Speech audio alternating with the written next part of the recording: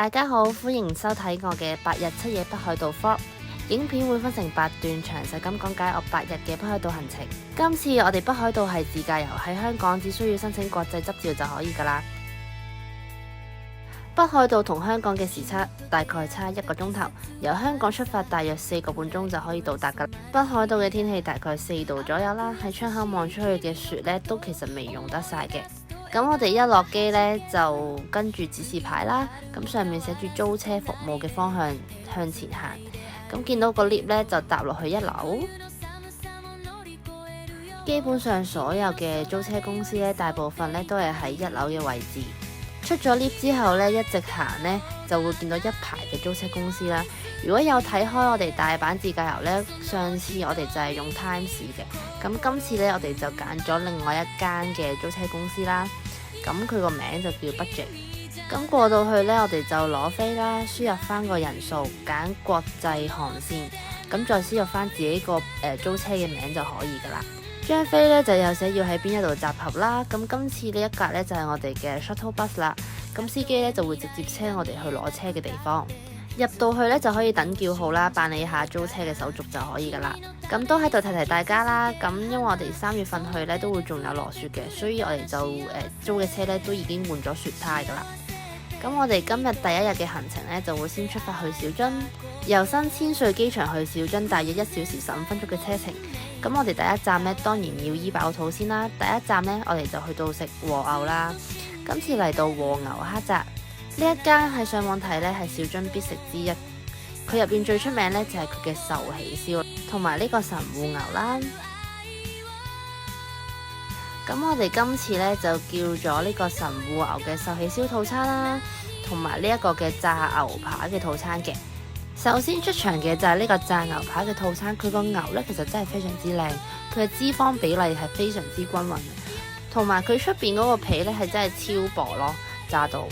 另外呢，就係我嘅壽喜燒鍋啦，佢嘅色澤呢，都係非常之靚嘅。壽喜燒鍋呢，佢就配咗烏冬啦，仲有白飯同埋味噌湯。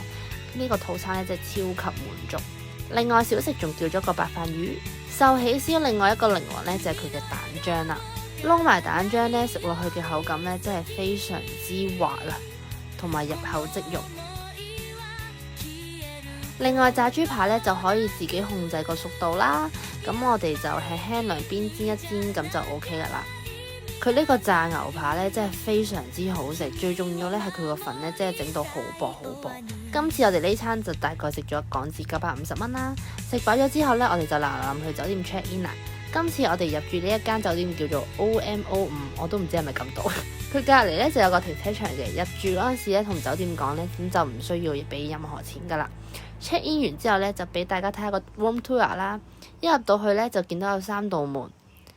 因為我係比較中意乾濕分離同埋中意用企缸啦，所以選擇嘅時候都係揀咗一啲冇日本好傳統嘅浴缸。其實我覺得呢一間酒店嘅廁所真係唔錯，因為佢就唔會太窄啦。另外一邊呢，就係廁所嚟嘅。咁之後另外一道門呢，就係我哋嘅睡房啦。一打開呢，其實都一眼睇晒。不過呢，佢呢一間酒店其實係可以放到2個打開咗嘅行李嘅。咁仲有呢，佢啲設備呢都非常之齊全啦。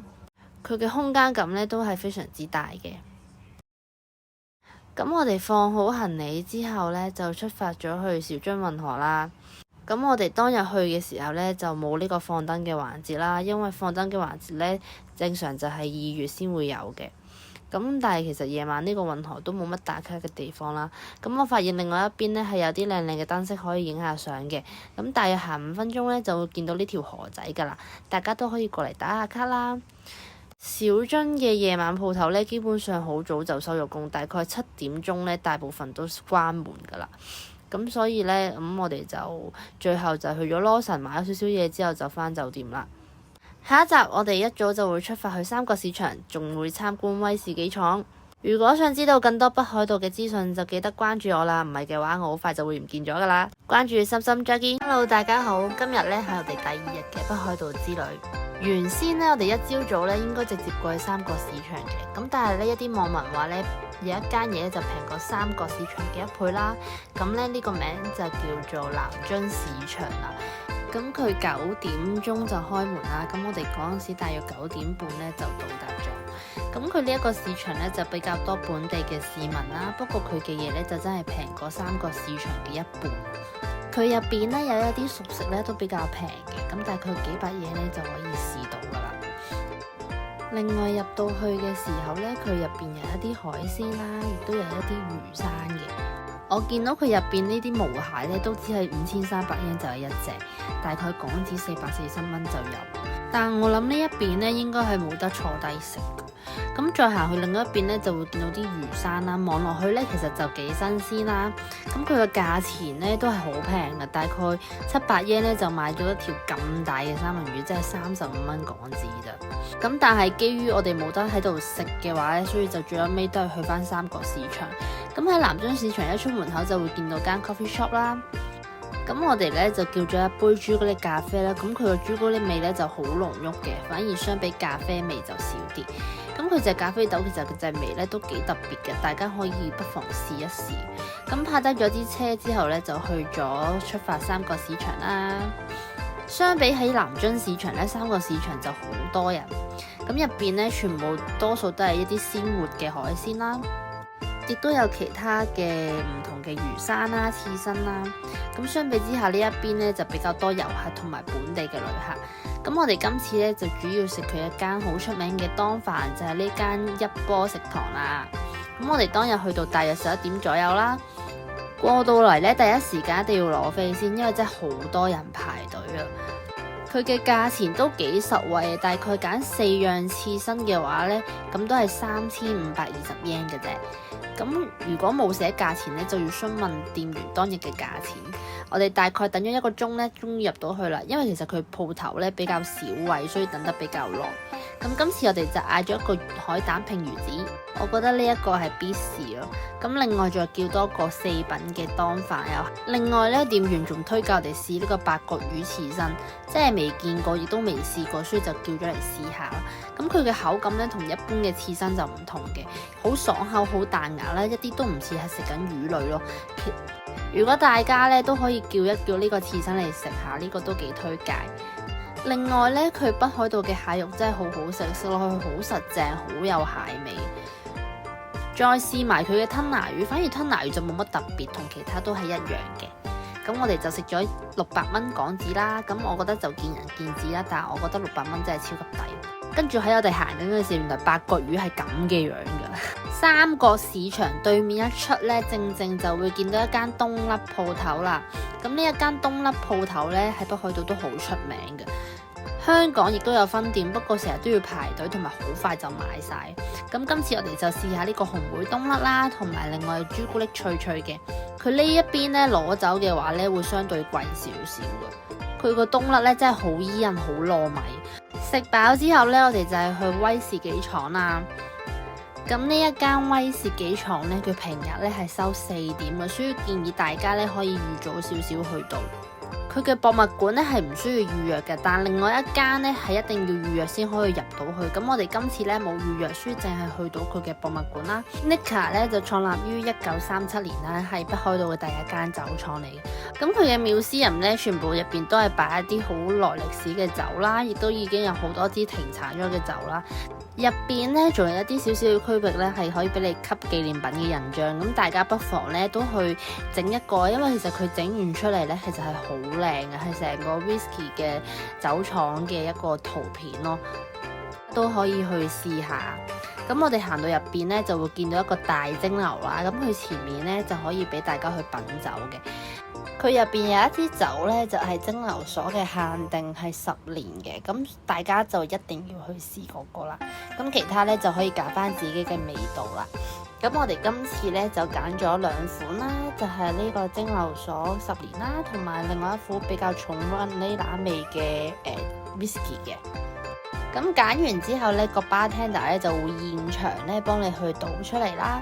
咁其實佢隔離咧就會有一啲冰塊啊，一啲嘅梳打水啊，會俾大家撈住嚟享用咯。咁就唔會驚太濃或者太近，大家飲唔到。咁呢2杯咧合共就1600円。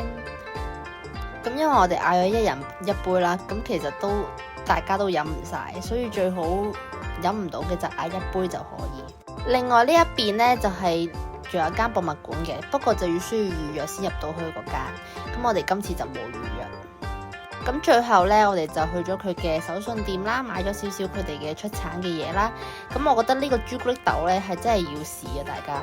仲有好搞笑，無啦啦有蘋果汁賣，我哋都買咗啲嚟試。佢個蘋果味都幾重，幾好飲。咁佢呢一啲酒家小食呢，大家都可以當手信咯。另外呢，佢仲有一個好細版嘅酒 set 呢，大家都可以買。咁最後呢，就買咗600零蚊港紙。行完之後呢，我哋呢就去咗界丁本通街啦。咁其實呢一條街基本上呢5、6點啲店鋪就會開始關門，所以建議大家早啲過嚟行咯。第一站呢，我哋就去咗史努比 cafe。佢入邊除咗 cafe 之外呢，仲有其他史努比嘅周邊商品。大家有興趣呢，可以去打個卡啦。咁我哋今次就揀咗個白豆餅啦，同埋一杯綠茶嘅 latte。個餅咬落去呢就好鬆軟，不過就比較甜。佢嘅咖啡呢個綠茶味都係比較偏重嘅。行前少少呢，就有間琉璃嘅手工品店啦，佢入邊嘅首飾呢都非常之靚，特別係呢個貓眼。佢嘅耳環呢都非常之靚，不過價錢就有啲唔值咯。最期待嘅就係呢個哈密瓜啦。咁自己揀完之後呢，佢就會幫你切埋啦。咁佢一路切呢，其實佢一路啲汁呢都爆緊出嚟。佢入邊就有座位可以俾你哋喺入邊食埋啦。佢未算去到話最靚最頂級嘅哈密瓜，但係佢呢個質素嚟講呢，已經非常之好食。基本上都係爆水同埋入口即溶嘅感覺。之後再去埋綠花亭買佢哋最出名嘅手信。咁但係我自己食完之後就覺得冇乜太特別咯。之後試埋佢最出名嘅蘋果批。